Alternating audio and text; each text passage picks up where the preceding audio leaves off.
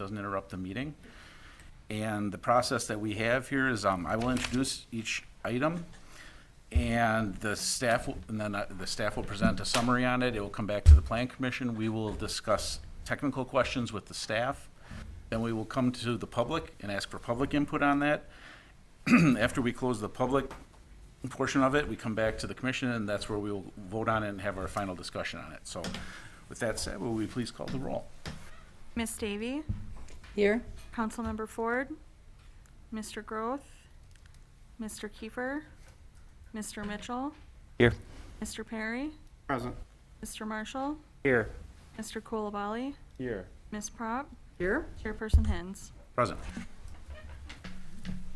Okay, with that, I'm guessing everybody's perused the minutes from our last meeting. Take a motion in a second on that.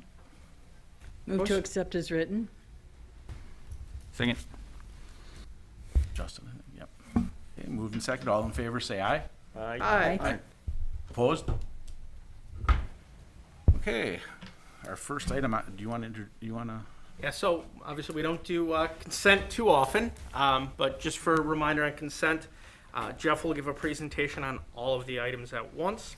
We'll open up for public comment as a group if any individuals from the public do want to speak on them. Then we'll have once we finish public comment, we'll have a motion by Plan Commission for the group as a whole. After we have a motion on the floor, if anyone does want to remove an item from consent, that would be the time to remove it from consent. If not, then we would proceed with voting on the motion of them as a group. Want me to read each item? You do not have to read all of them, no. Okay, well, we'll pass the consent agenda over to you, Jeff. Site visits? Oh, yeah, sorry. Did we have any site inspections? How do we do this with consent agenda here, because you do it as a whole? Yeah. Yeah. Yeah. Okay, any site inspections for items on the consent agenda? Okay, not seeing any. And we accept the staff report as part of the record. All right, Jeff? I'm going to rattle through these very quickly. First one is a right-of-way dedication at the 27 and 2800 blocks of Vinland Street. And the screen is the location of the proposed dedications. And the certified survey map that will be used to dedicate it. The second item is another right-of-way dedication at 2854 Fond du Lac Road. And this is a segment of Fond du Lac Road. The surveyor discovered that this section has never been formally dedicated, so we are doing that with a CSM they used to perform a land division a couple months ago. Next one is a storm sewer easement at 780 Foxfire Drive. This is located at the southeast corner of the property. The Department of Public Works is intending to install a storm inlet right behind the right-of-way line. And the next one is another storm sewer easement right across the street at 795 Foxfire Drive. Again, the city will be constructing a storm sewer inlet right behind the property line here. And both these items are in conjunction with the West 9th Avenue reconstruction project. And that's the drawing. And then sidewalk easement at 1403 Jackson Street. This is came about as part of the Jackson Street corridor study. At this corner right here, Public Works is looking to install a ADA compliance wheelchair ramp, and at the same time there will be a overhanging pole with a warning light system for pedestrians. So the extra triangle was needed to have those amenities installed. Next one is a sidewalk easement at 3087 Oregon Street. Again, a similar situation to the previous one. It's just to provide enough area to allow for construction of a ADA compliant wheelchair ramp when the time comes for sidewalk installation down in this area. This is an access easement at 885 and 905 West 17th Avenue. And what's going on here, this property owner approached the city about obtaining an easement to access these two city-owned lots in order to gain access or vehicular access to a detached garage in his backyard. Currently, there's no possible way to get a vehicle back to his rear yard. So he approached the city, and the city was agreeable to it, so this easement request is moving forward. This is a stormwater drainage easement at Witzel Avenue. This is the WIT project, the senior living apartments. And this is going to be a storm sewer easement starting on the west side and then heading east to the eastern property line of the property. And it's drawing. And that is it. So we are recommending approval of the right-of-way dedications and the easements as proposed. Still do technical questions, or is that for later when they pull them out? No, we would only answer technical questions if they had them, if they pulled them out to discuss. So no technical questions right now, we go right to the public? Correct. Okay, on the consent agenda, do we have anybody from the public that's here to speak on any of these items? Just double checking, is there anybody here to speak on any of the items on the consent agenda? Okay, we'll bring it back to the commission for motion and second. Make a motion to adopt the findings and recommendations as stated in the staff report. Second. Okay, it's been moved and seconded. Did anybody want to pull anything out?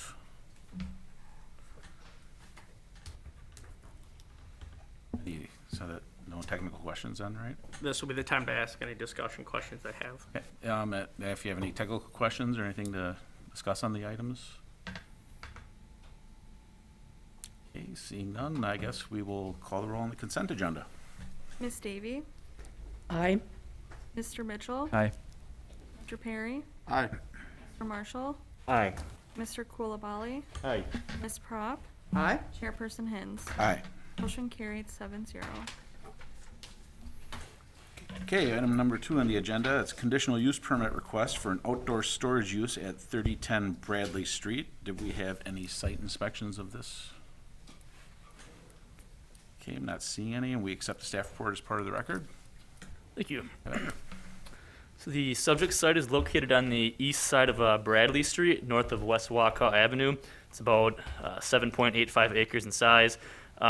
It's bounded by industrial uses to the north and west, and a cemetery to the south, an active railroad to the east. Aerial view of the subject site.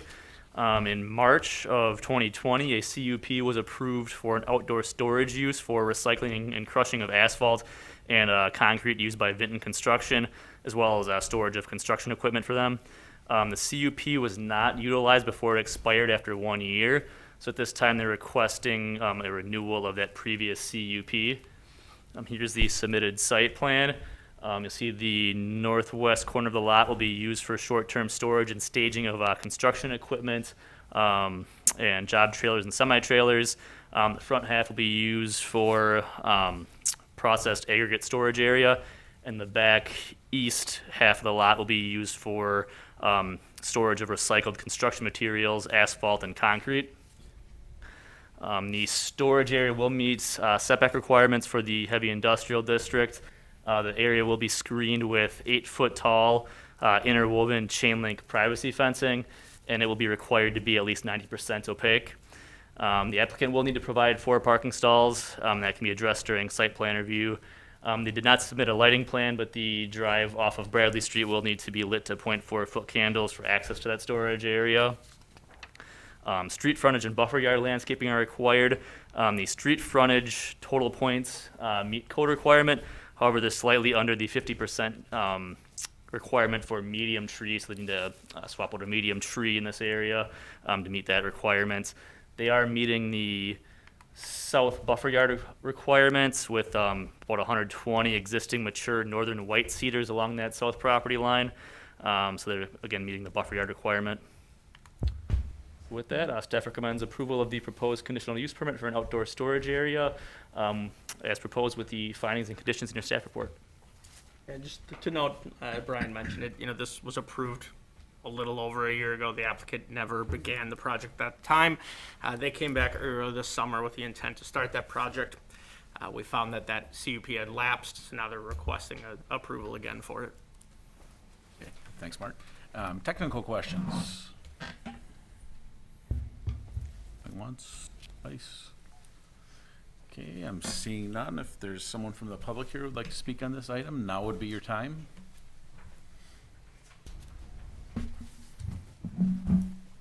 Good afternoon, my name is Bill DeShawn of Fit Construction. The delay in the application or the permit was, we were working with Carl's Transport, the original property owner, to negotiate lease. In that lease determination, we ended up buying the property. So that's where the delay in the application, or the permit took place. So now we are the property owner and the applicant. Anybody have any questions for the petitioner? Okay. Thank you for coming up. Anybody else here to speak on this item? Okay, I'm seeing nobody. We'll bring it back to the commission for a motion, discussion. Move to adopt the finding and recommendation as stated in the staff report. Second. Okay, it's been moved and seconded. Any discussion? Seeing none, let's call the roll. Miss Davy? Aye. Mr. Mitchell? Aye. Mr. Perry? Aye. Mr. Marshall? Aye. Mr. Kulabali? Aye. Ms. Prop? Aye. Chairperson Hens? Aye. Motion carried 7-0. Okay, next on the agenda, conditional use permit request for neighborhood sign at southwest corner of West Ripple Avenue and Aero Innovate Way. There are any site inspections on this one? I can see I drove past it. Okay, not seeing any. We accept staff report as part of the record. Turn it over to you. Thank you. So the subject site is about 47 acres in size. It's a vacant property located on the east side of Aero Innovate Way with frontage along Ripple Avenue. It is located within the Aviation Business Park and surrounded mostly by vacant land along with residential uses to the north, as well as Whitman Regional Airport to the west. Here's a view of the subject sites. The Community Development Department is requesting a conditional use permit for a monument-style sign along West Ripple Avenue. This will be shown right here. We'll be identifying the city's aviation business park. It is considered a neighborhood sign under the city's sign ordinance, which requires a conditional use permit. The sign will be 6 feet tall and 62 square feet per side with a faux ledgestone finish at the base. You may recall we recently had one come through for an existing industrial park in the city, and the sign will be the same as that sign. And staff is supportive of the CUP as it will meet applicable signage standards and will provide an attractive entrance to the aviation business park. So staff recommends approval of the conditional use permit as proposed. Okay, thank you. Any technical questions? No technical questions? This is the city petitioning on this one? Yep. So do we have anybody here to speak on it, or? Sean's here. Have anything to add, Sean? Not really. This is just I think this was on, something similar came before you a couple weeks ago. There was suddenly a change from the county in terms of them having a desire and giving permission to place the sign on their side of the of Aero Innovate Way. The city originally was proposing a sign over on the other side, which was our own property, but there was issues there with the stormwater detention facility and the setbacks off the road. So we're just going through the easement process right now with the county's aviation committee, county board, but fully expect that we'll achieve that. And Okay. I'll take any questions. Anybody have any questions? Thank you very much. Anybody else here to speak on this item from the public? Not seeing anybody moving around, so we'll bring it back to the commission for a motion and discussion. Motion to adopt the findings and recommendations as stated in the staff report. Second. Okay, it's been moved and seconded. Any discussion on the item? Margie? I just have a question, and maybe this happened, I know I missed a meeting. I thought the reason that we were meeting in person was, one of the reasons was so that we could pass around feely things. I'm just curious about the rock, the stone base of this, and I know this question has come up before. Can you speak a little bit to what that Is it stone? Yes, this is, it's a cultured stone, like we've used in other more modern projects, not the same as like what the old city of Oshkosh signs had, where they had that plastered looking stone. This is actually a cultured stone product. So it's concrete, but it's the cultured stone that looks like stone, has that same feel, that depth to it. Thank you. Anyone else? Not seeing anyone, let's call the roll. Miss Davy, Aye. Mr. Mitchell, Aye. Mr. Carey, Aye. Mr. Marshall, Aye. Mr. Coolabally, Aye. Ms. Prop, Aye. Chairperson Hens. Aye. Motion carried 7-0. Okay, go to item number 4, specific implementation plan for modifications to the Sunnyview Expo Center at 500 East County Road Y. Site inspections. Marty? Okay, we accept the staff report as part of the record. I'm going to make a couple brief comments, and then we'll let Brian get started on it. Obviously, this is a long time coming. I know a lot of you have been on this plan commission a while. Probably a year and a half ago, we started this process of sitting down, having a workshop with the county about their long-term plans for the project. We followed that up with a GDP rezone several months ago at this point. We're now starting to get into the actual implementation where they'll be phasing in the future improvements to that. So this is the first step in those future improvements going in. So it's Winnebago County Fairgrounds and Sunnyview Expo Center. So there's several existing buildings and parking areas on the site. As Mark had mentioned, it had already come through for general development plan approval, and that was back in June of 2020, and that included approval of expansion of gravel parking and camping areas as well as other upgrades to the site. So here's an aerial view of the subject site. So the GDP included improvements with a two-phase approach. A conceptual layout plan was approved for phase 1 at that time for expansion and improvements of the Expo East campus. The applicant has now submitted finalized plans for modifications to the east side of the site, which include expansion of gravel parking and camping areas, improved internal driveways, and increased lighting. The gravel parking areas, kind of down here, will extend to the south along County Road Y. They'll have an approximate 125-foot setback from the County Road Y right-of-way, which greatly exceeds the minimum setback of 30 feet for the institutional district. So the project will include expansion of legal non-conforming gravel parking surfaces, so that will require a base standard modification. Staff is supportive of that BSM as it's for camping and outdoor events, which is a unique land use. The gravel is likely a more appropriate parking surface than asphalt or concrete in this case. Also, the surrounding area is predominantly parkland and open space. Here is a lighting plan for it's kind of in two pieces here. So, or a landscape plan for the expanded gravel parking and camping areas. So we'll require paved area landscaping points. So they are exceeding the overall paved area landscaping point requirement. However, it does not provide any shrubs, which is a requirement to be 40% of those required plantings.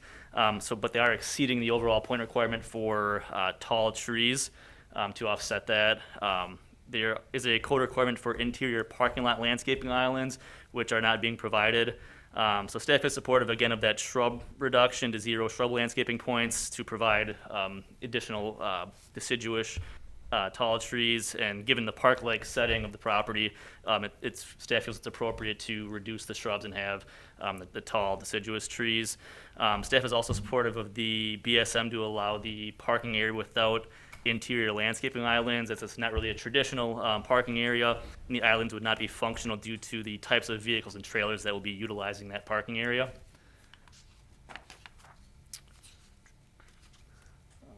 So there's also a lighting plan submitted. Central portions of the parking areas will not be meeting the minimum 0.4 foot candle lighting level, so that will require a base standard modification. And staff is supportive of that BSM as it's kind of an expansive gravel parking area, so the centrally located light poles would not be feasible for a parking lot such as this.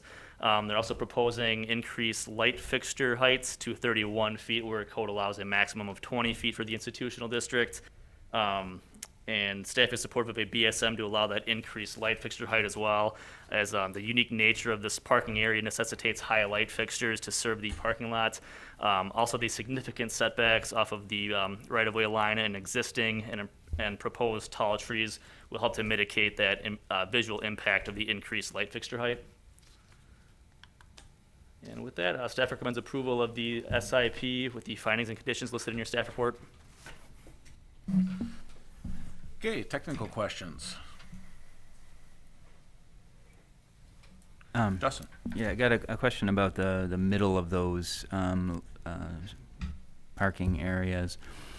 You indicated that it wouldn't be practical due to the type of vehicle that's going to be there to put either lighting and/or the shrubbery. And I was just hoping maybe you could delineate that. I know I've been to many state parks where they pull volumes of large campers through tiny, tiny corridors and tuck them into trees, and it just seems like the middle there is failing on the landscape requirements or the island requirements to break it up, as well as the lighting. And Yep. So we talked through a number of issues with the county parks, and the reason we felt comfortable with going this process is the various nature of events they have and the flexibility and the different configurations they need to be able to achieve those events. If the light poles in the islands reduce their ability to have that flexible space for the different types of events they have, whether it's more of the agricultural, animal, rodeo type events, some of the larger tent style events that they come in, their goal was to really have as much flexibility with that space as possible. And I'm sure they can kind of help weigh in on why they feel that flexibility is so important to their success. But from a planning side, when we looked at it, this is a very unique type of use we have in our area, and we felt in this case it was appropriate to give them that flexibility. sure, just one follow-up then. The lighting in the middle, obviously we have these lighting requirements for safety purposes. Do you have an idea? Is it still, somewhat visible in that middle area, or is it not visible at all? It is. Any safety concern? We don't have the safety because this is not a typical use of a parking lot where it's used very heavily, and we have some of those safety concerns. When events are going on at the fairgrounds, they're usually much more involved, and staff and stuff are out there to help with them. I don't have that same concerns if this was a full-scale, typical use parking lot. It is very low light level, without question, in some of that center area. However, that's not that different from today's aspect out there. Thank you. Okay, anyone else? Okay, we'll open it up to the public. If the petitioner's here, this would be a great time. I think we may have a question or two for you.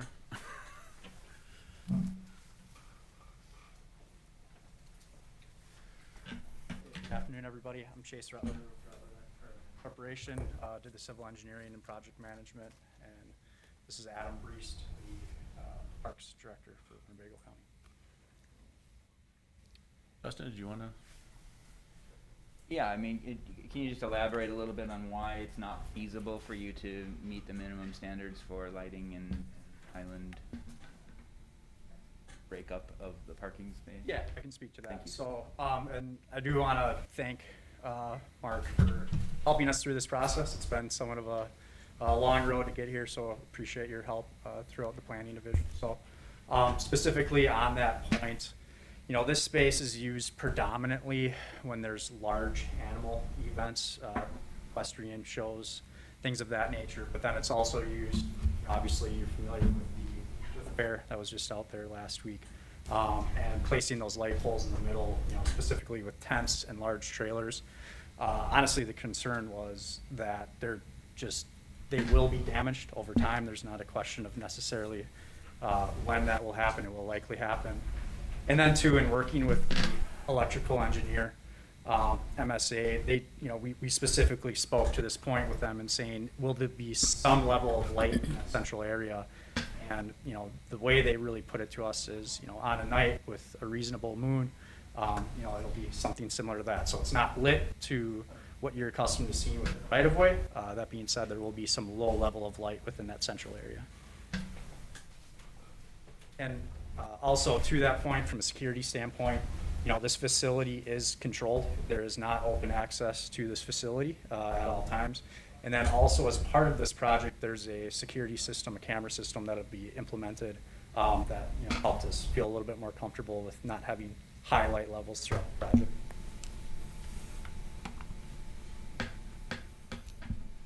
Margie? I guess I would echo Justin's concern. Another item on our agenda tonight is discussing LED lighting and how much better that is for focusing and keeping spillover. Have you considered something like that for this area? This lighting is proposed to be LED, and if you're familiar with the community park just south of this facility, south of Y, it is the exact same lighting system that was implemented in that park. We tried to match what was there, so those light levels will be very similar.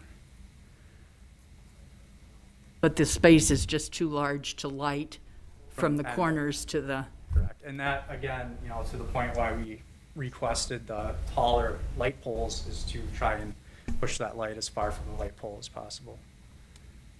And I just want to introduce myself. As Chase said, I'm Adam Breeston.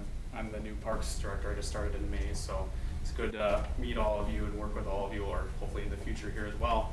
I just want to reiterate one thing Chase mentioned with the islands in the middle. The unique nature of it compared to a normal campground is we have a lot of semi-trailers, and just the 3 months I've been there, we've seen a lot of damage. Even we're making a lot of our drive-ins wider because we see a lot of damage with tight turn radiuses and that kind of thing. And a lot of times the camper's coming with a horse trailer behind it, so it's a lot bigger than a standard camper. So because of the camping, it's more of a boondocking type of thing where there's no utilities, no 30, 50 amp electricity. There will be electricity. It's not shown in here. There are pedestals located around the whole. Around the outside, but not in the around inside. Correct, not in the inside, yeah. Anybody else have any questions? Thank you very much, gentlemen. Thank you. Is there anybody else here from the public to speak on this item?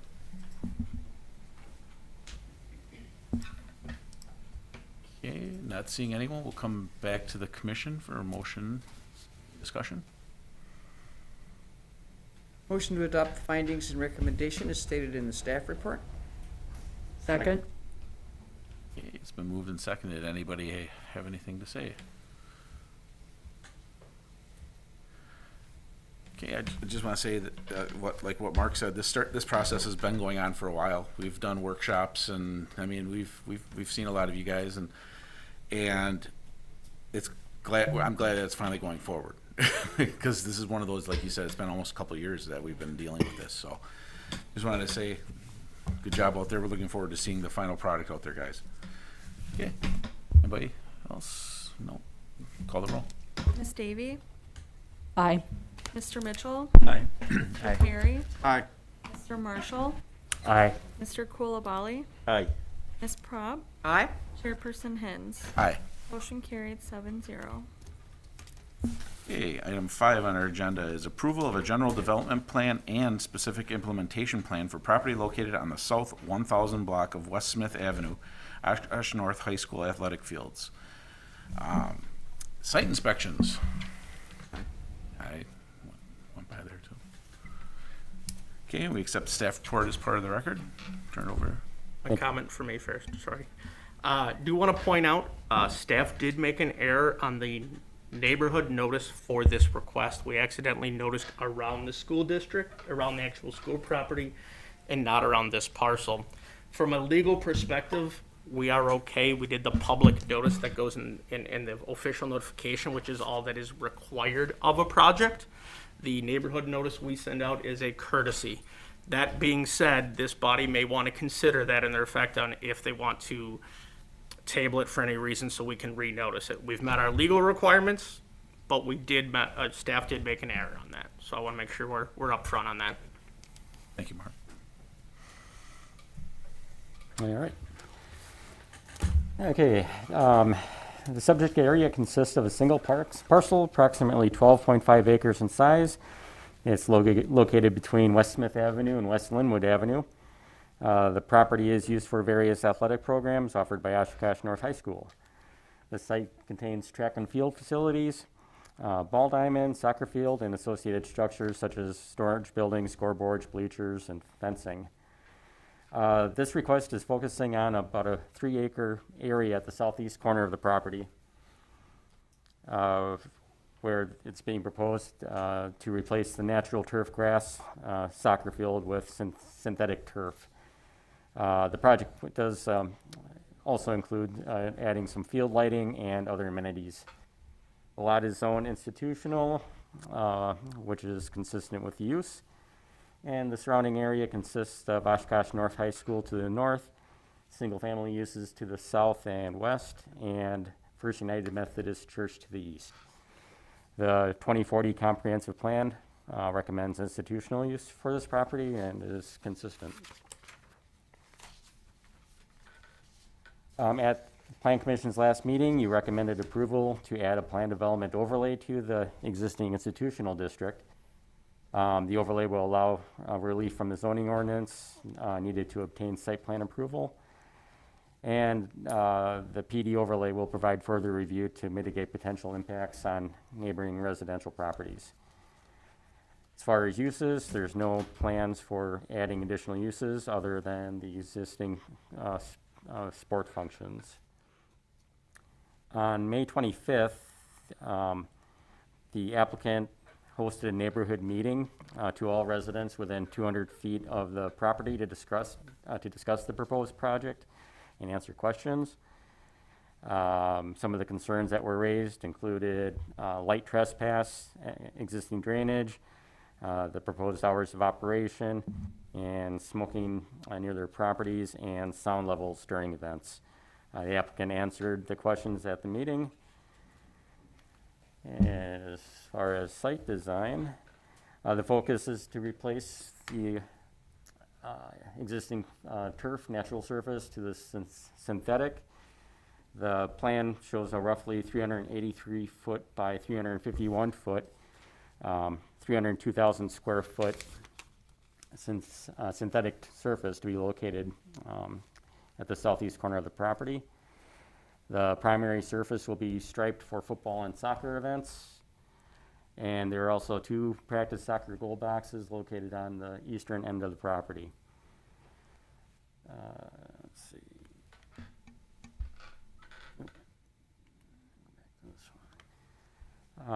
For the plans, the southeast corner of the field, which is over here, is located 25 feet from the West Linwood right-of-way, where there's a 30-foot front yard setback required, so this will require a basic standard modification. In addition, along the east lot line here, which is on top, the playing surface is shown to be 8.53 feet at the southeast corner, but narrows down to 6.42 feet at the northeast corner. Again, this will require an additional base standard modification, and staff is recommending approval of the reduced side yard setbacks, as the plan is essentially replicating the location of the existing practice fields and will not have a negative impact on the property to the east. I'm gonna jump over here somewhere. Oh, shoot.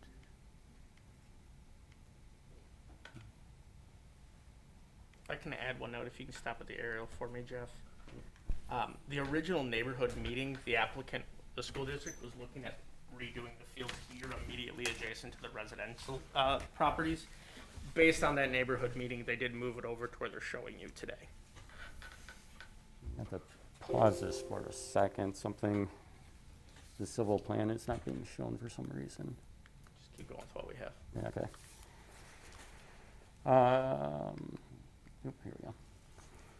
Okay, the site plan also shows 3 new bleachers located on the west side of the new field facility, with 1 large 500-seat bleacher centrally located facing the field, and then 2 smaller 100-seat bleachers facing west for spectators visiting or participating at the track and field facility. The benchers will add approximately 5,300 square feet of impervious surface in the form of concrete to the site. With the current 75,000 square feet of surfaces, the site will only have approximately 14.7 of impervious coverage, which is well below the 60% which is allowed. The soccer facility is going to be enclosed by a 6-foot tall black vinyl coated chain link fence on the west, south, and east sides. Along here, and then along the Linwood Avenue right-of-way, and then back up and around. Chain link fence is not permitted in front yards, so a base standard modification will be required for the proposed placement of the fencing. And staff is supported of the BSM. We took a look at other sports or similar sporting type facilities in the Fox Valley at other high schools, and typically 6-foot tall fencing is located in front yards. Reason being to help contain balls within the playing area and helps prevent from random access of people entering the playing area. The north side of the field shows a proposed 12-foot tall black vinyl coated chain link fence, which is going to be fitted with a windscreen. The reason for the extra height is to prevent baseballs from entering the field of play from the ball diamond over here. The proposed fence is going to be 219 feet down the right field line, which is well below the 300-foot plus feet typically desired for a baseball diamond. Staff is supportive of the base standard modification for the extra height, as its purpose is to contain baseballs from entering the soccer and football facility. And also getting back to the base standard modification for the reduced setback along Linwood, which is proposed to be 25 where 30 is required. The applicant does have the option to push the entire area further north 5 feet, but that would further reduce the playing field of the baseball diamond. And staff does feel that 25-foot setback is adequate and supports the BSM on that. On either end of the playing field, they're proposing to install a 30-foot tall backup netting system located on both ends. This is a picture of what's existing at Oshkosh West High School. This is not the full 30 feet. We're guessing it's either 20 or 25 feet. Again, the netting system is for protection from balls leaving or entering the fields of play. The netting will be removed seasonally to help extend its life, but the poles will be in place year-round. Again, as this is kind of a safety issue in mind, staff is supportive of the base standard modification for that. Looking back at the site plan, talk about parking. This site does not provide any off-street parking. Per code, athletic facilities are required to provide 1 space per employee at the largest work shift, plus 1 space for every 4 patrons. Now, right across the street at Oshkosh North High School, there are approximately 693 stalls, which would provide 2,772 patrons. Now, with this type of use at the athletic fields, it's difficult to estimate the maximum spectator capacity due to transient spectators and people providing their own seating. But based on the existing bleachers, based on the existing bleachers and the 3 new bleachers, just a rough estimate, the site can accommodate over 1,000 patrons at maximum use. But staff realizes that it's very unlikely that all the venues will be in use simultaneously. So staff is supportive of a base standard modification to allow for 0 off-street parking spaces, knowing that right across the street at the high school there's more than adequate parking available. Stormwater management facilities, our stormwater management plans have not been provided at this time. The applicant or the plans indicate that the synthetic turf is a permeable surface and we're not count towards impervious area. This will be evaluated during the site plan review process. Similarly, a landscaping plan has not been submitted at this time. They are proposing on this site plan a landscape buffer along Linwood Avenue to help buffer the proposed new surface, the new fencing, and help buffer from any light that might flow over to the south. In addition to that landscaping along, it's not shown here, but on the other side of the track and field facilities, there is a row of mature trees. And with the existing trees plus the 300-foot distance from the residential uses to the west, we feel that that serves as adequate buffer yard. The proposed improvements, pretty much just the concrete pads for the new bleachers, will trigger minimum landscape requirements. Now, staff is recommending a condition that a landscape plan be submitted providing at least 250 landscape points of either tall or medium street trees along Linwood Avenue to help screen and buffer from the proposed improvements. No signage plans have been submitted. Anything that would come along later would have to meet current code standards. Site lighting. The applicant is proposing the installation of 4 70-foot tall light poles to provide lighting for the field. This is much higher than what's typically allowed, which is 20 feet tall, which is allowed in the I district, again, requiring a base standard modification. The applicant's lighting consultant provided some documentation with the advancement of LED lighting. Lighting is now more concentrated and focuses more directly on the playing surface, which reduces the amount of light spillage. And this documents it well. Taller poles have the advantage where the light focuses more directly on the field of play. With shorter light poles, the light extends further and further out, causing greater light spillage. So staff is in supportive of the base standard modification to allow the 70-foot poles for this reason. A photometric plan has been submitted showing light levels along West Linwood.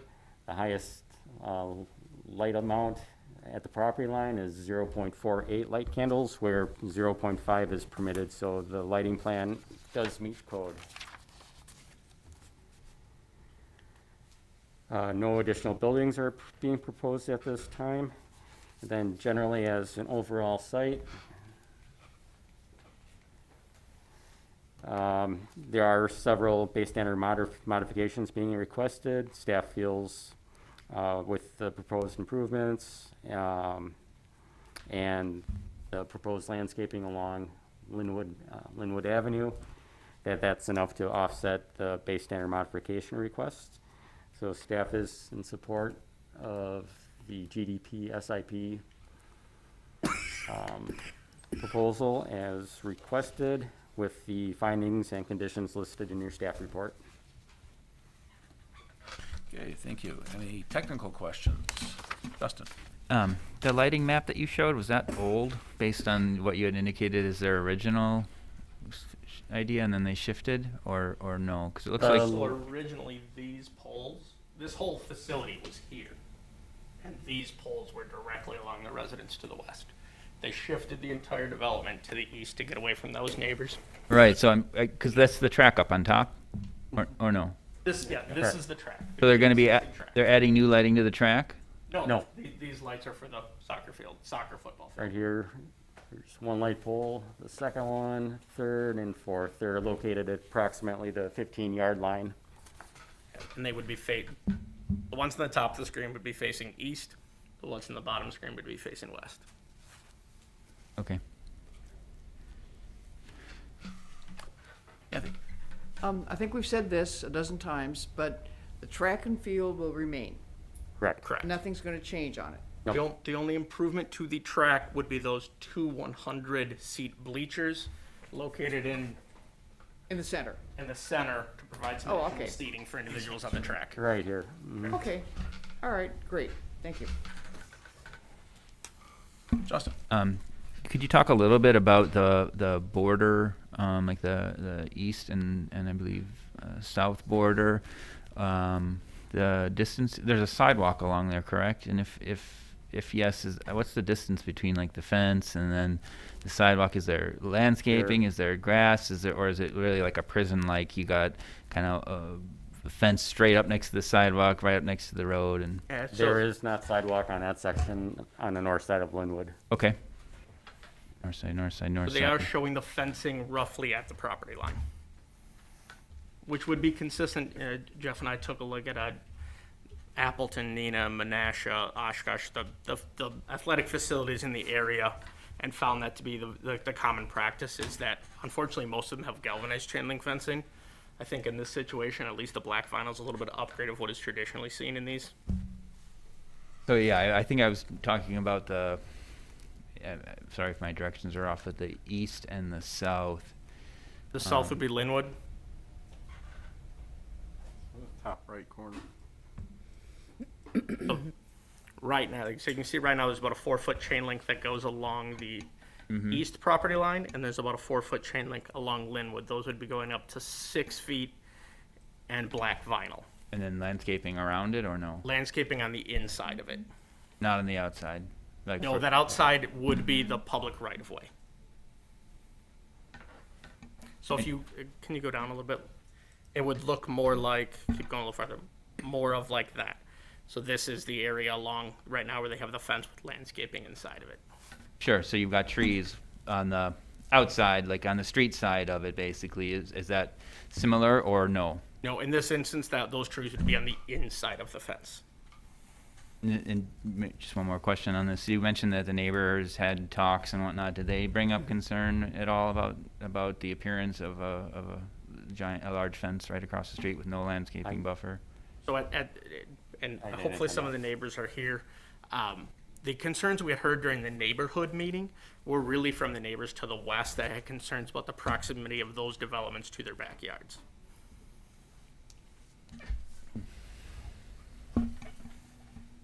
Okay, anybody else? I have one question, and it deals with that north side where it borders the ball diamond. You said there's gonna be a 12-foot fence there, and then a 30-foot net. So is it gonna be 12 feet of fence and then 18 feet of net above it, or is it? No, you would have the 12-foot fence, and then inside of that, you're gonna have the 30-foot poles that have the netting across them. If you can go to the netting image. Inside, looking from the football field, or inside from the baseball field? Do you recall which side of the fence? I'm guessing it would have to be from the football field, because the fence plans I'm weren't thinking very is their home clear. run fence. Yeah, otherwise you'd have poles in the outfield. My assumption is they're on the inside, but we can ask for Well, clarification. Yeah, I just wanted to clarify that it wasn't one solid structure, because that would have looked really awkward. Yeah, no, two separate structures. And, okay. Margie? I just wanted to know if the neighbors on Linwood had been invited to the meeting that you had, and if they attended. Yeah. I would have Everybody within 200 feet of this property were notified. of the neighborhood meeting the first time around. Okay, that's what I wanted to be sure the neighborhood meeting attendance was different than who you had Yeah, we did this noticed this entire to. parcel for the neighborhood meeting. Okay, For this meeting, unfortunately, staff made a mistake and noticed 200 feet around this, or 100 feet around the school property and not this property. okay. Anybody else? But again, at that neighborhood meeting, it was showing the old plan, not the current plan. So I want to make sure that distinction is noted there. Any other technical questions? Okay, we'll open it up to the public. If there's anybody here that's working on this, we'd love to hear from you.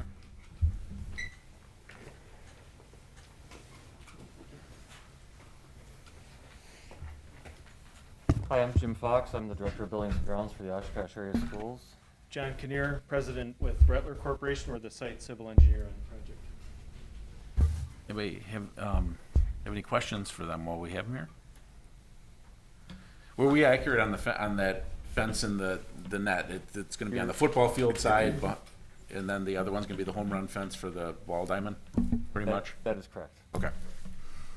That was the only one I had. I have a Kathy? question. Would it be a problem for the school district if we did lay it over because of the lack of neighborhood notification? Our concern is the timing. This should be hitting Common Council next week, and our concern is a construction timeline right now. Okay. Our hope is to move this thing through planning commission and through common council, and to be able to get it out to bid and hopefully get it installed yet this season. We are losing an athletic field due to our own construction at Jackson Field next spring. So our hope is to get this field up and running so it's playable in springtime for soccer, because right now they won't have a place to play games. So Okay. it really is a timing issue right now. All right, thank you. Justin? The Oshkosh North parking lots have a lot of signs restricting who can park in those locations. And so we're saying that we don't need to put in new parking because there's parking lots available. Does new signage go up, or does special signage go up for events that make it clear that this stall isn't for the student or a teacher or whatnot? Yeah, I think right now, the only signage that we have is during the school day, students are required to have permit parking only. We don't have any, we do have painted signs for teachers, but after hours, typically, it's open for public parking. If we need a clarification of signage, we can certainly do that. We've been hosting, the site really isn't changing its function. We host football games at the site currently on a natural turf field. We have track events, as you're well aware, at the existing track. So really the purpose doesn't change. We are adding one field. The bulk, I would imagine, of events that occur on the natural turf field will now be occurring on this synthetic turf field, because it's just going to be more playable, more desirable. So the intention isn't to move Oshkosh North High School football games from the university area to here. You're still talking like middle school or, okay. I want to make that very clear. Now, there may be the occasional varsity game being held there due to scheduling conflicts at Titan Stadium. That may happen. But our goal is to host JV, freshman games, and soccer games, which may right now be held at Jackson Field or Schumath Field, and pull them back home and have those games played at this particular field. Anybody else have any questions for them? I'll go again if they do. Go ahead. The rationale for no like site improvements or landscape or anything all along the residential side on the south? Those improvements will be made, and they'll be reflected on the drawing shared with the city. At this time, our focus was really on making sure that we could get this through the Planning Commission and the Common Council before we invested significant amounts of money, engineering, and time. But we are well aware of meeting the points for planting, as well as stormwater plans. So there are some things that still need to be submitted for final approval. Sure, not an exact same situation, but if you drive along Hazel, you can drive in front of Webster Stanley Middle School, and there's no landscaping. It would probably just get ripped out by the kiddo, so I understand that. You go up the street a little bit to Emmeline Cook, and it's probably the neighbor that maintains that, but there's a fence all along the north side, and it's all beautifully landscaped, and it just creates a different picture than an institutional, like, cold barrier between the two. And just given that this is a residential neighborhood, it would be great to see recognition of that beautification that makes this something pleasant to live across rather than, the chain link fence. Yep. And as Mark had stated, I mean, that's something that's going to be required of us, and I think as good neighbors is something that we want to include in your explanation of going to Emmeline Cook and seeing that planting, I think is more indicative of the timing of projects. That is a parking lot where we did modifications and expansions to, and we met the spirit of what was required of the city. So that would probably be more in line with what you might see at a field like this. With the limitation on the fencing as well, we are not allowed to plant in the right of way. So having that planting be on the school's property side, as a landscape architect, I can say we'll select ornamentals as well. Some of the points that are required are medium trees, which allow us to pick out some flowering type trees, some nice fall interest and even winter interest that'll protrude above the fence. The fence, being black vinyl, is going to melt away a little bit better than a galvanized fence will, although still being a fence. But we can soften that quite nicely with the landscaping, mid-story and upper canopy story with the tree selection that we make. Thanks. We'll be very cognizant of that when we plan that out. Margie, and Were you, were you present at the neighborhood meeting? I was. Can you talk to me a little bit about that? Like how many people attended and if you know that, what part of the neighborhood they were from? We did not take specific attendance as far as what area they were from. I think at that particular meeting, as was pointed out, some of the concern was two items in particular jumped out at me. There was some concern about stormwater, which is really kind of unrelated to this.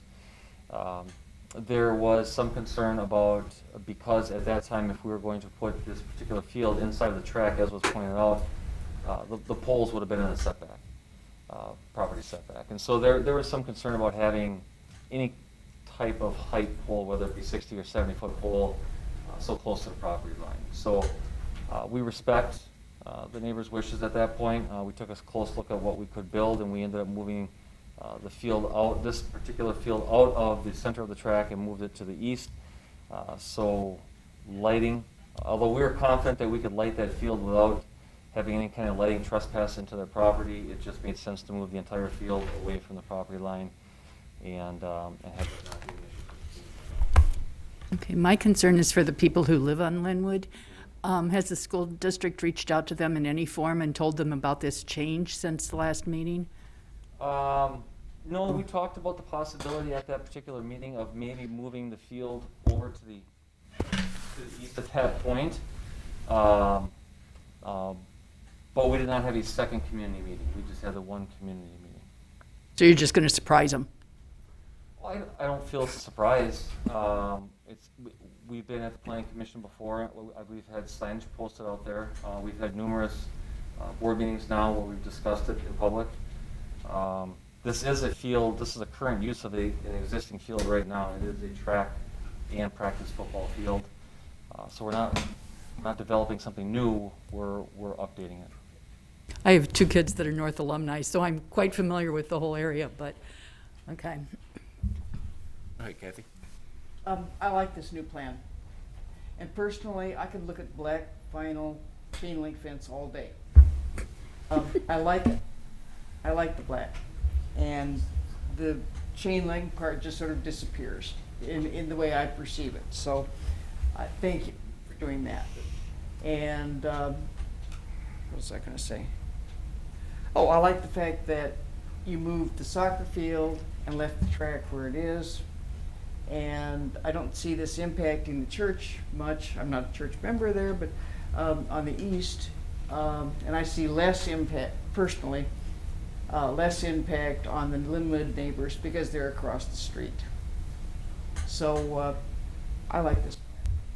Although I'm certainly open to neighbors complaining or discussing after you speak. Mamadou? Yeah. I like the plan too, and I'm actually very familiar with the place. I live just across the school, and I got two alum from there too. I was just concerned about runoff flooding shield. To my understanding, this synthetic field is not, there's no infiltration with that, and this is a pretty paved area. I know there is a retention pond north of the school. It's quite remote with respect to this field. So did you look into that? Know how much runoff this is going to trigger?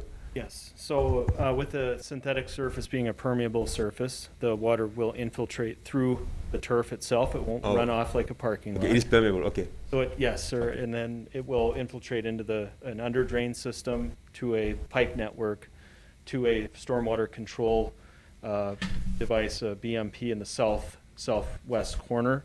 We are looking at that. We'll present plans to staff as to how that stormwater facility will operate and show all the calculations necessary, how we're handling the stormwater off of the walkways and hard surfaces as well from this development. It's all going to be handled on site before it goes into the city system.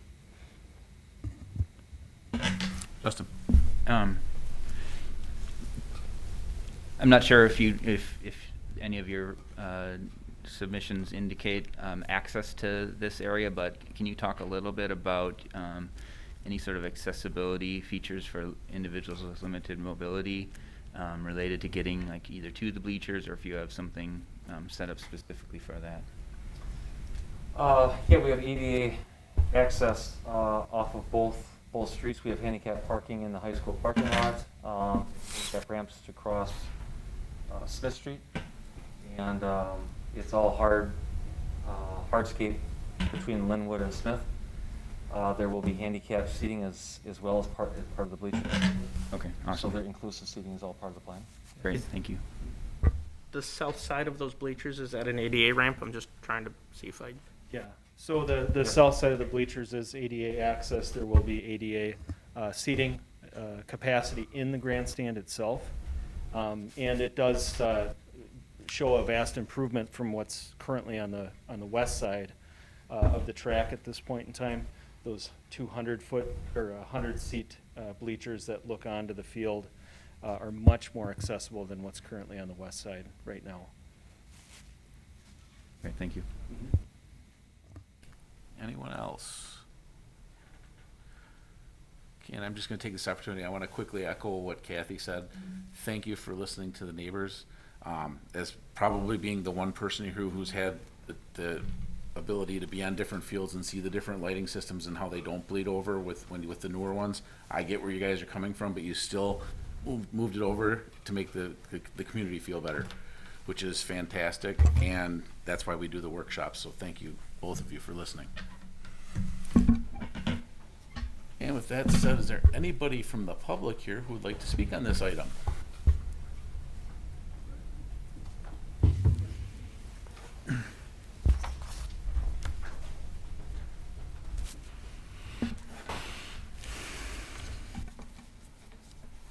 Good afternoon. My name's Bob Krasniski. I live at 2382 Wisconsin Street. We just got notice of this. We were the people who live near the high school that got noticed when the people who didn't get noticed that live near this project were missed out. I have no problem with this whole development. I think it's really kind of neat. I think the lights are great. We could use a little bit of help with the tennis court lights in our neighborhood, which shine directly into people's bedrooms and the like, but I think that the work there is done. The only questions I have, there's been a question, there was a case to the Board of Appeals maybe 3 or 4 years ago when they were redoing the track. The neighbors on the west side complained about drainage into their properties. I'm not sure that was handled. I think those questions may have been brought up earlier. The biggest question I have, and living in the neighborhood, is parking.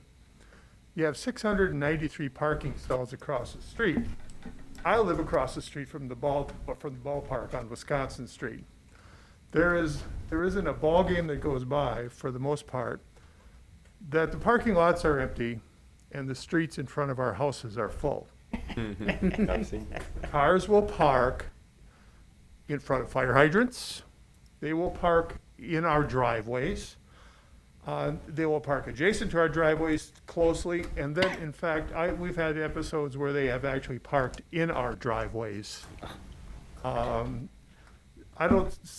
think we really need to address the issue of parking in that area. And I think the people on Linwood would really, if they had to live where we live on Wisconsin, would really understand the issues that they're going to face, because that entire street, now if you look at Smith Street during the football seasons in the fall mornings on Saturdays, Smith Street is full of cars. No one uses the parking lot if they don't have to. They'll park close to the field. They'll park out the street. You're going to see people parking on Linwood heavily, just as you do today. There is no parking anywhere in that neighborhood. The only thing I would ask for is if just to be reasonable, is to at least give us some protection at crosswalks and driveways. If we could get the city to even designate curbs as no parking and fire hydrants. We have people who are great sports fans, but unfortunately are poor parkers. And you know, I would really appreciate some thought of that. And I don't know what the school can do, but I think that needs to be addressed also. And I think, and since we're going to be adding more games to this, even though no one says it, we're closing down a field, so obviously those games have to go somewhere. So we're gonna have more concentration of people there during that time. So I think those parking needs need to be addressed in that neighborhood and in ours also. So thank you for your time. I really have no major problem with this other than the effect it has on our neighborhood. Thank you. Thank you. Thank you. Looking at the street, and Justin, I don't know if you can chime in, Mr. Collins, unfortunately not here from Transit. It does appear this section of Linwood, directly across from the track and the proposed new field site, are no parking on either side. There are no bus parking.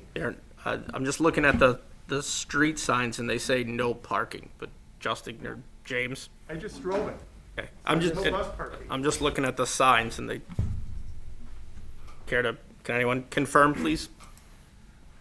I do know during several of the activities that take place out there right now that the north side of Linwood does get parked. Okay. And I do know driving through there on a regular basis, I regularly see cars parked on the south side of the street. So as the gentleman said, I do know there are signs that say no bus parking. I can't quite read the one that you had. Yeah, if you up can there. go back to there, I guess that was the sign I saw, which looked like it says no parking anytime, but But and I don't know exactly where you are. There might Yeah. just be a small, because you got a street right there, and I'm not sure where the next one is.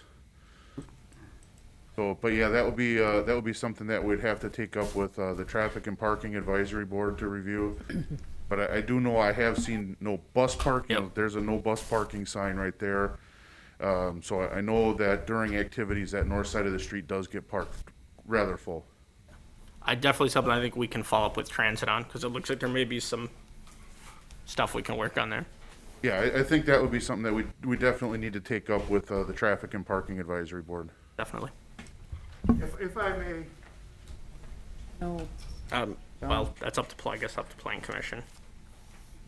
Sir, you get one try unless the commission would like to allow him to speak again? Not right now. Let's hear from That's- others. That's, okay. Where were we going now after that? Nope, it would be more public comment. Okay. Is there anybody else here from the public who would like to speak on this item?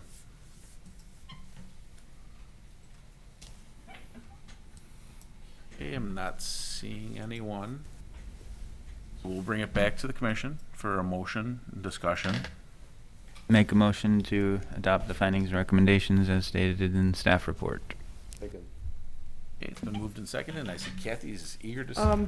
Could we add a condition that the parking situation be reviewed You can. by parking, by the traffic? Yeah, I mean, you can add it as a condition, or staff, I mean, I think from the members of staff that are here today, we hear the concern, and if you want us to have traffic look at it, we're more than happy to do so, with or without a condition. I think, based on the situation, it's appropriate. Okay, I just want that officially noted.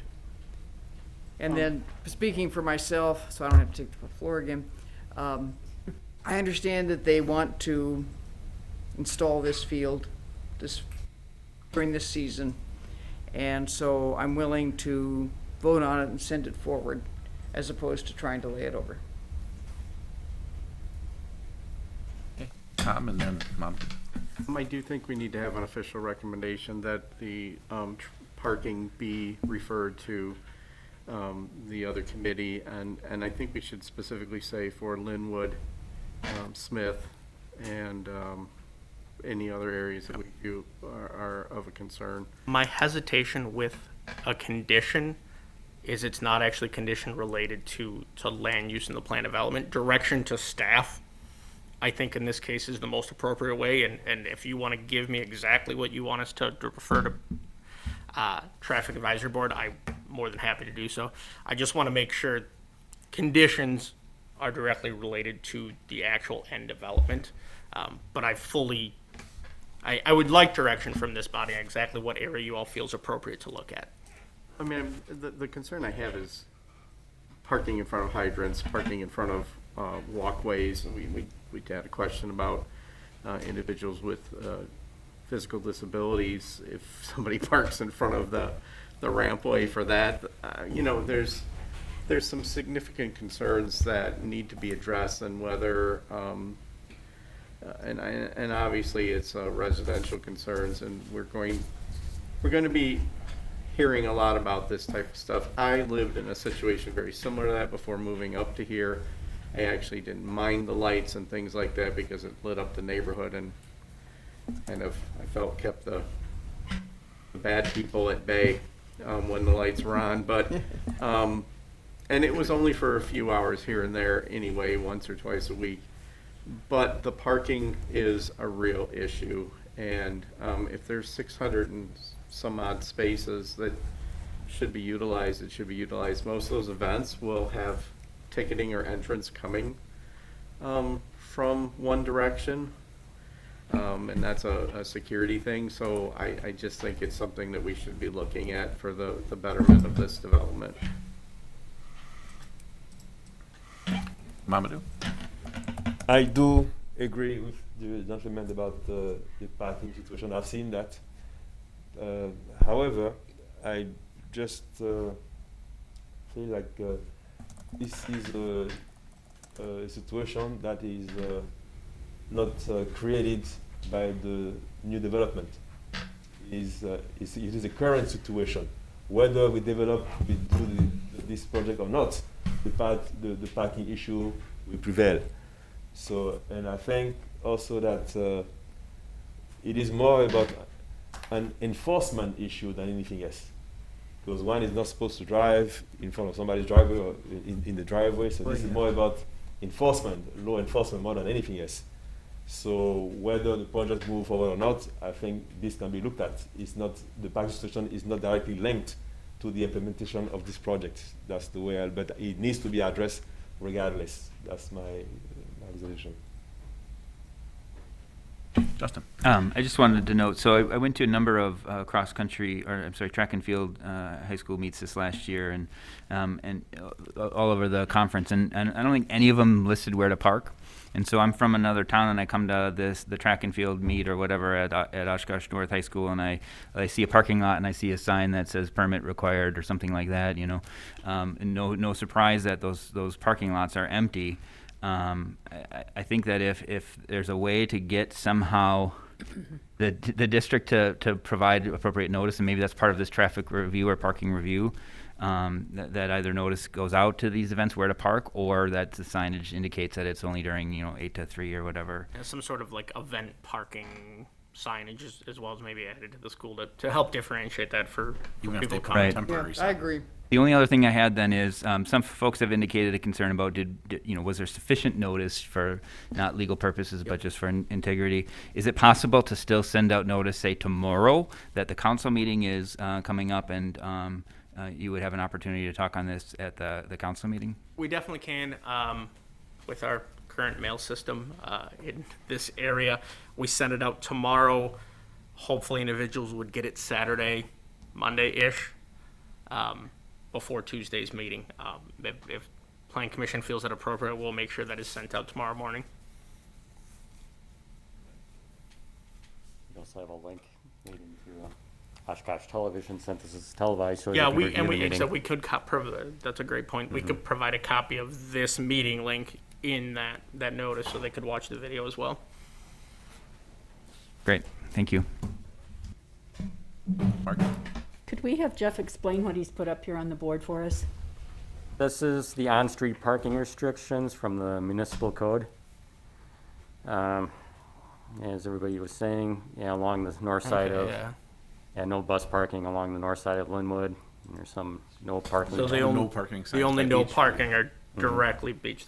Thank you, Jeff. I appreciate that. Yeah, everybody, or all the other streets with no lines, it's just regulated by the general municipal code, so the public has the right to park there. As far as vehicles parking, blocking crosswalks, that's an enforcement issue, so.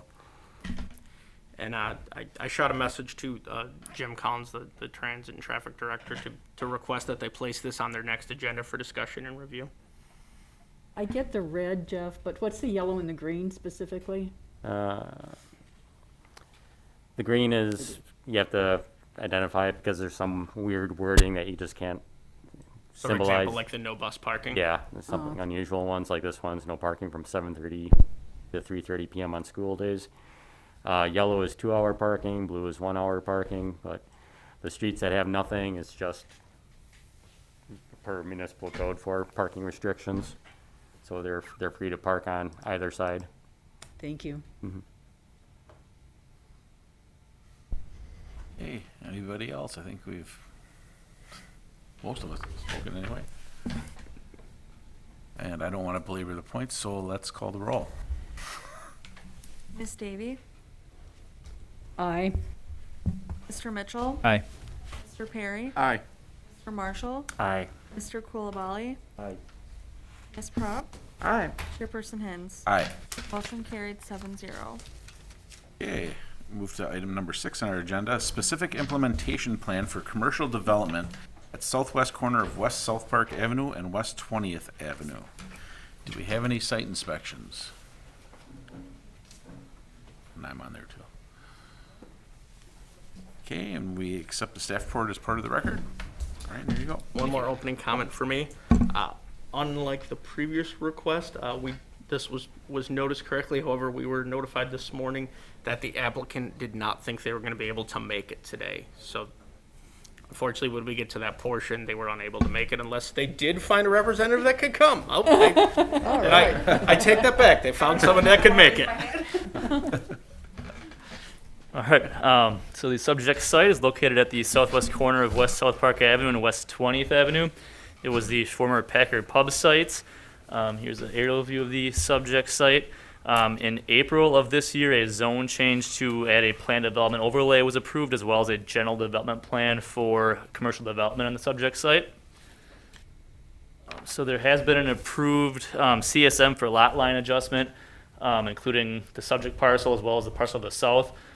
This is an SIP request for Lot 1, so the western parcel along West 20th Avenue. They're proposing an O'Reilly Auto Parts on this lot. It's about 1 acre in size. And the proposed commercial development is consistent with the approved use for the GDP. Here's the site plan. So we'll have one access along West 20th Avenue and one access along West South Park Avenue. And these, the size and location of these entrances were approved through access control variances at Plan Commission on April 6th. So the site plan has driveway connections to the adjacent parcels to the south and adjacent parcel to the east, and those will require cross-access agreements. The GDP did approve a base standard modification for reduced setback for the parking lot along West 20th Avenue to 10.7 feet. It also had an approved BSM for the dumpster enclosure being in the front yard or between the building and the West South Park Ave right-of-way. The parking lot will have 29 stalls, which meets the minimum parking stall requirement for the SMU district, or for the commercial use. The plan does not show a pedestrian access to the public right-of-way. That's something that will need to be added and addressed during site plan review. There's a ground sign shown in the site plan right here along West 20th Avenue. The dimensions of the sign do meet the SMU signage standards, and the building elevations, which you'll see shortly, also include wall signage on the north and south elevations, which appear to meet the maximum area allowed for the SMU district for wall signage. Here's the landscaping plan for building foundation landscaping.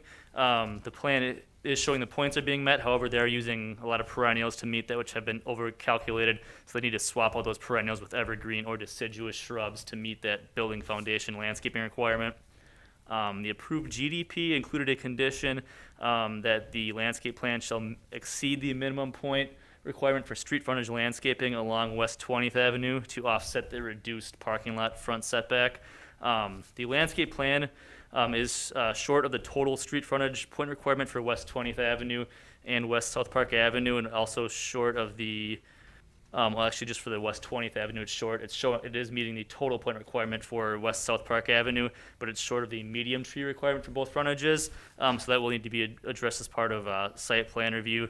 And there are excess yard landscaping points that can be attributed to those street frontages to meet that requirement. For site lighting, they are meeting the lighting level requirements for the parking lot, and it appears they're not exceeding the maximum at the property lines.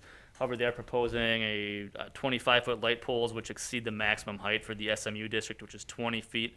So those will need to be reduced to 20 feet, and that can also be addressed during site plan review. Here are the proposed building elevations. They are utilizing brick on all facades along with glazing on the street-facing facade. And those, all elevations do meet the minimum of 50% Class 1 requirement for commercial design standards. And so with that, staff recommends approval of the SIP with the findings and conditions in your staff report. Thank you. Technical questions. Tom? So I seem to recall working on an auto parts store on Jackson Street year and a half ago. And I recall a little more difficult discussion than I think this one was. And I'm trying to see if I can spur a memory. Was that because it was a corner lot? Is there anything, has everything been taken into consideration with that one compared to this one so that we're... Yeah, that site had some residential immediately to the east of it on Jackson along, let's say Smith Street, but hopefully I got the right street there. And that was some of the concern there. There was also residential, I believe, on the north side of Smith Street in that proximity. That's where some of the concerns came, that compatibility of land uses. On this instance, it's a little more of commercial development within a larger overall commercial corridor. Okay, thank you. Any other technical questions? Okay, if there's someone from the petitioner, or representing the petitioner here. My name is Melissa Cluck, and I'm a landscape architect with Point of Beginning. And we've been working with the developer, who's obviously not here today, but I can try to answer any questions. Anybody have any questions?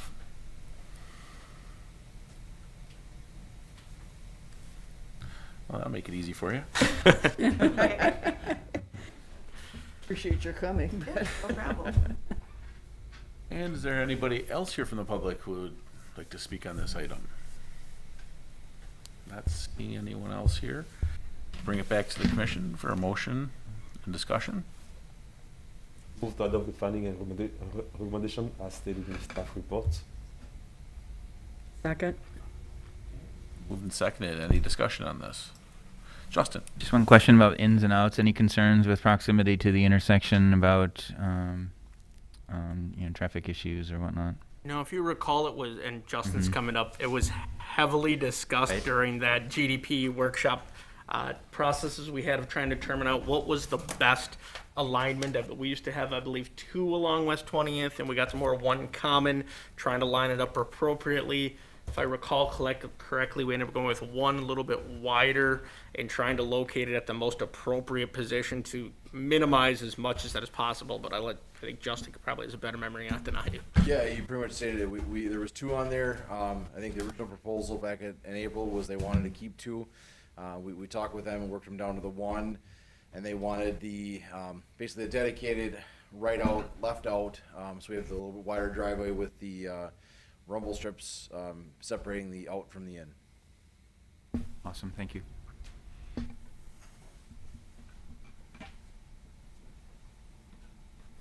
Okay, any other discussion on this? None, let's call the roll.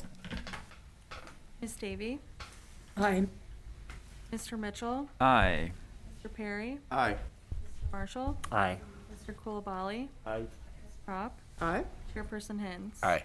Motion carried 7-0. Okay, move to the last item on our agenda here. It's the 2022 Capital Improvement Program. Is it? Oh, the way yes, All I've got. it is. Recommendations, accept the staff report into the record. Accept the staff report as part of the record. Take it away. DPW gonna kind of? So we'll make some comments, and then if James has stuff to add, this is our annual review of the 2022-2026 CIP, specifically looking at kind of calendar year 2022 project plans. It's a plan that's kind of evolved from finance, public works, along with other city departments. What we have up on the screen here is today I did want to highlight a couple projects that are in the CIP, or at least the recommended CIP, that are planning related. One of the processes that we do during the CIP is each department is allowed to make requests. So I wanted to highlight two of the requests that are in from planning staff for plan implementation of things we've done in the past. Okay, there's 4 total. So just to highlight some of the requests that planning specifically has put into this request this year. The first is the northwest corner of Murdoch and Jackson. If you recall, during the envisioned North Jackson plan, that parcel was identified as kind of a largely unusable redeveloped parcel. It has no access. There's no ability to get direct access to either Jackson or Murdoch on that. And that property was identified as a placemaking, streetscaping, I'm not going to say parklet because we really don't have an exact plan, but a green space type improvement. We have put that request into the CIP, and right now it is recommended as a project within the CIP. So hopefully that's one that, if approved, we can start the design and planning for that. Secondly is acquisition and demolition of potential properties in the Sawdust District. Obviously, we have our Sawdust District master plan. Part of the elements of trying to get that plan off the ground are looking at where it is appropriate to acquire properties so we can do parcel acquisition, similar to what we did in the 43 East 7th area, where we can start to spur redevelopment of that area. Right now there is, again, funding recommended in the CIP to continue that Sawdust District implementation. Next slide, if you could.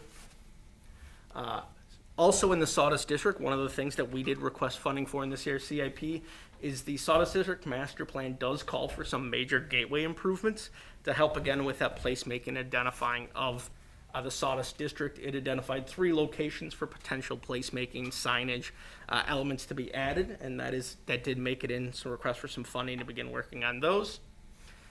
And then, Jeff, I'm trying to think of what your 4th one was for me. South Park and 9th Corridor Plan also had some recommendations in there for placemaking, pedestrian level improvements, and that is identified right now in the plan as well for some potential funding. With that, I'll let Brian, if you have anything to add. As always, we're viewing this in the lens, is it consistent with our other plans in the city and consistent with the comprehensive plan and the overall goals of the city? Obviously, there's a lot of other plans in there. Mr. Robbie can highlight some of his plans for the 2022 calendar year, but I wanted to do a little different this year and give you a kind of a feel for some of the additional plans and projects that planning has requested funding for. Next slide.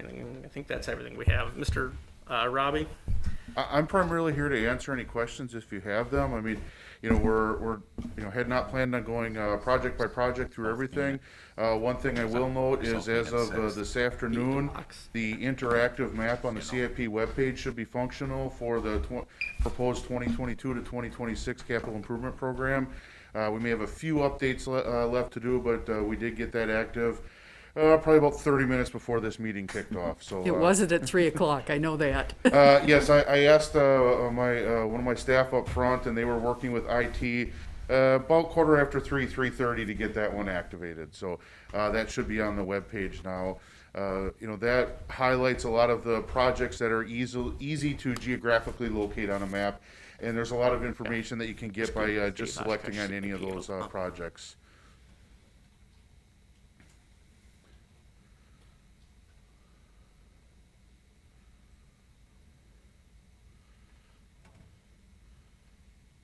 Is it? And does not look like the website has it. Okay. I think that's the actual plan. That's the document, I think, that was included in your packet. So I will have to double check with IT. I thought they were getting that right as we came on board today. So I will double check and follow up with that. The information that you did see there was our neighborhood presentation. We once again this year did recording of our informational meeting so that anybody can go to the CIP webpage and view an informational presentation that I recorded down in the media services studio, and it gives them some ways to get in contact with us if they have any specific questions about projects.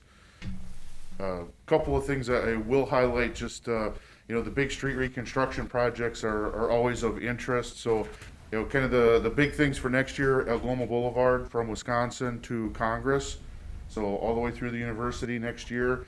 That is in our plan. We've already been meeting with the university and the neighborhood association just north of there to work out some of the details of our design, and we're progressing very well with that one.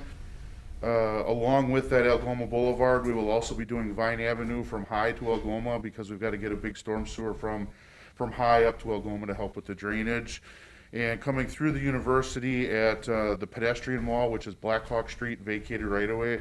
Again, large storm sewer coming up through there to help with drainage in the entire area. So that'll be the biggest of our projects next year.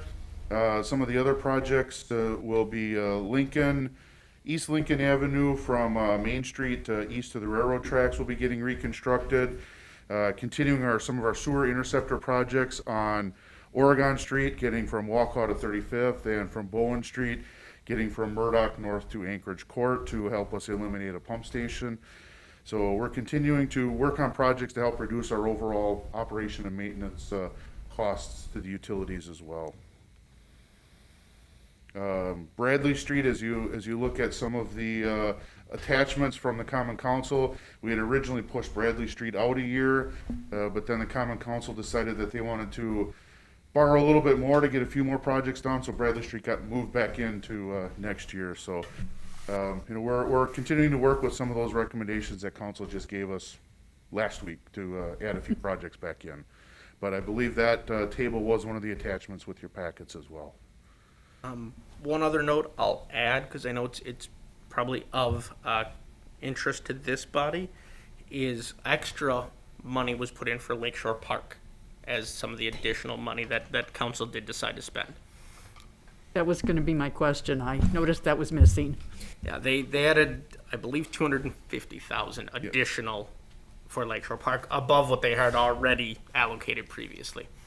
And I think you mentioned some of the things in the Sawdust District, Mark. I think one thing that would be very much of note is the construction/reconstruction of East 9th Avenue from Main Street kind of up to Pioneer Drive to be that gateway into the northern part of Sawdust District. That is in the CIP for next year as well. Extending rebuilding the roadway from Main Street up and reconnecting into Pioneer Drive, as Mr. Rob is discussing. And then the other part of Pioneer Drive is closing, right? We actually opened bids for that Riverwalk project yesterday, so that'll be going to Common Council for award next week. Awesome. So some great stuff going on in the Sawdust District area. Obviously, the RDA put out the RFP for the 43 7th, so a lot of moving parts here in this area. Hopefully, we really start to see some whole-scale changes and some improvements to that area. It's kind of an exciting time for the Sawdust District plan. We're starting to see it come together. Yeah, if you missed last week's Common Council meeting, there was a presentation by the developer T-Wall at the beginning of the council meeting for this Sawdust District project last week. So, as Mark said, there's some exciting movement starting to happen in that district. Are we back to us? I think, and anything else? Otherwise, yep. Take it away. Okay, Tom. Is Algoma concrete? Yes, Algoma Boulevard will be reconstructed in concrete.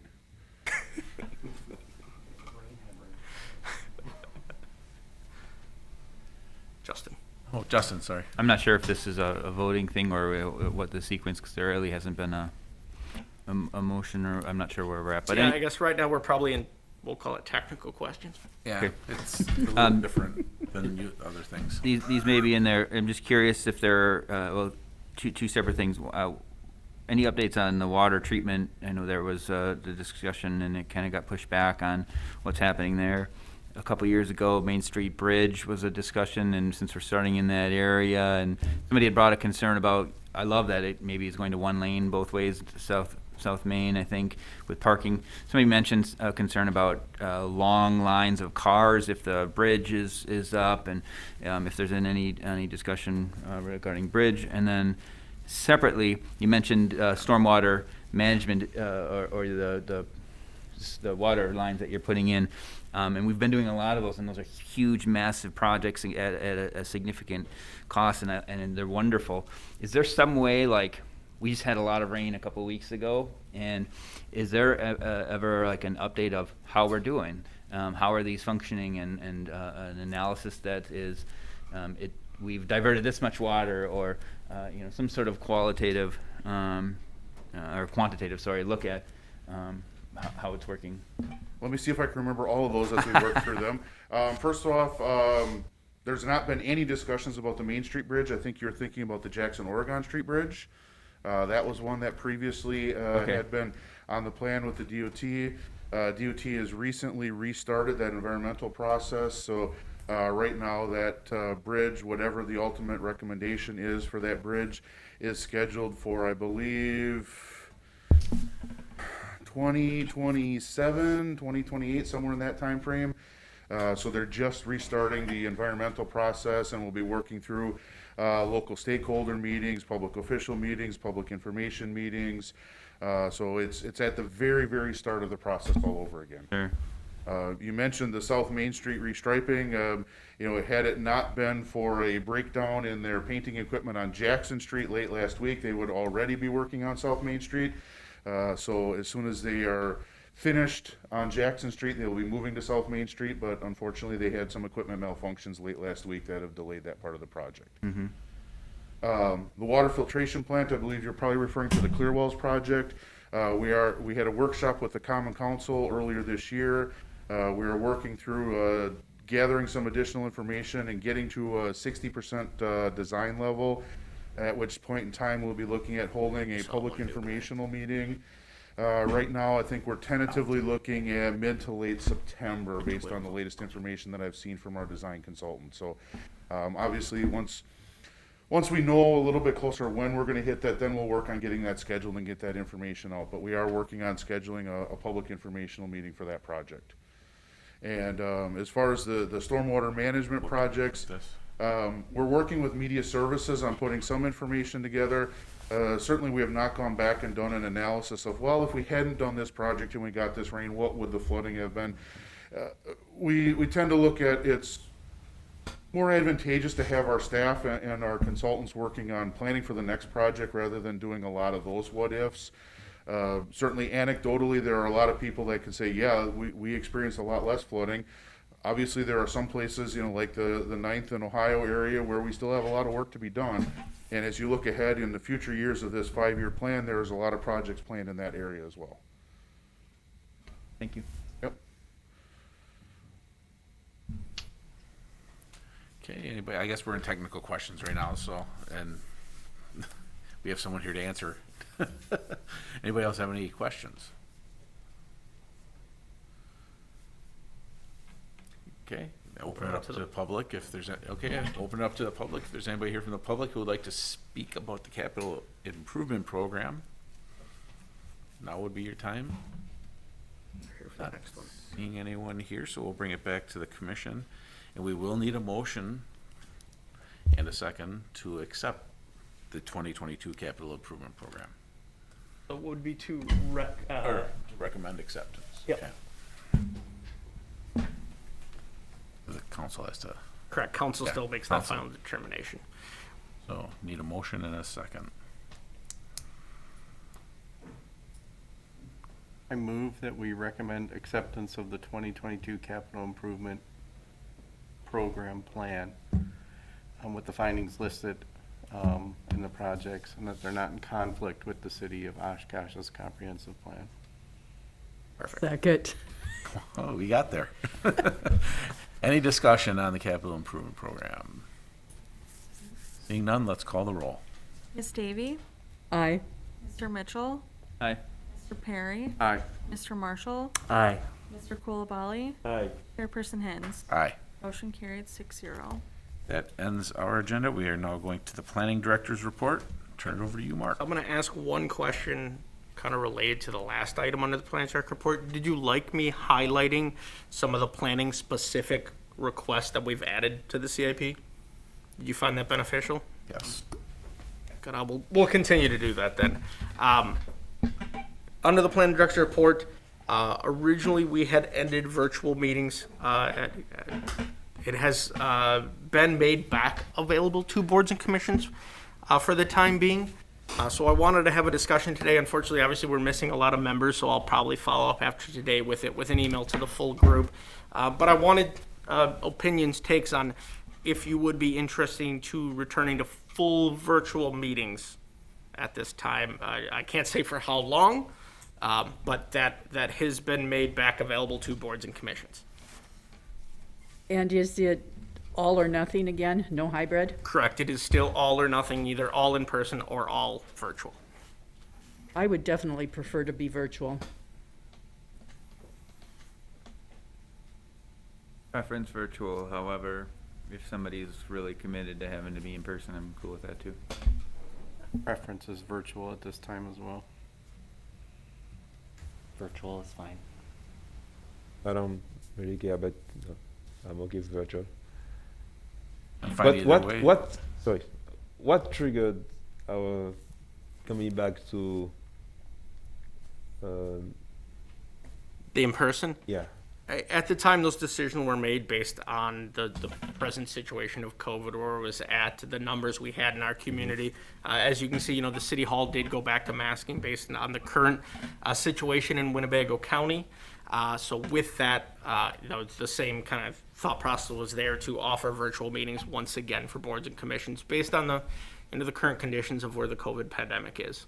Yeah. So if we are in a situation where, I mean, this is a safety issue, because the new variant is deadly, so you don't want to take a chance, all these things. So I think, to put the commission member on the safe side is better too, because the mask is not an absolute protection, but the virtual is. Yeah. And I don't see much thing that we share here that tangible that we need tactile, skills to deal with. So I think we can do virtual without any point, because we trained already on it, so everybody used to it now, so it should be seamless. Like I said, I know with members missing, I'll send out a follow-up email probably tomorrow morning just to make sure. But I mean, it sounds like the consensus, at least the members that are here today, is the virtual is the preference at this time. So I'll dig a little deeper with the members that aren't here. Obviously, we'll have to make that decision very quickly, because our notices for the next plan commission meeting go out by noon tomorrow. and part of just the way our timing and our notices work. Oh, we have an extra week in here. We have a 5th week. 25th will go So out. actually, we have a week to get it figured out. But the way our notices work, we want to make sure that decision is made prior to the next notice cycle. So when we send those letters to neighbors, applicants, all of that, we're upfront. We don't want to switch kind of midway after we make that notification sent out. So I'll get working on this, and I'll let you all know as soon as we have that decision made. Thank you, Mark, and thank you for remembering that some of the people who aren't here might not be here because they didn't want to come out, so. Yeah. Yeah, I'll follow up tomorrow morning with everyone. Appreciate the feedback. Okay, take a motion to adjourn from anyone here. I would move to adjourn. I'll second that. All in favor, say aye. Aye. Aye. Opposed? We're adjourned. All right, we have one word.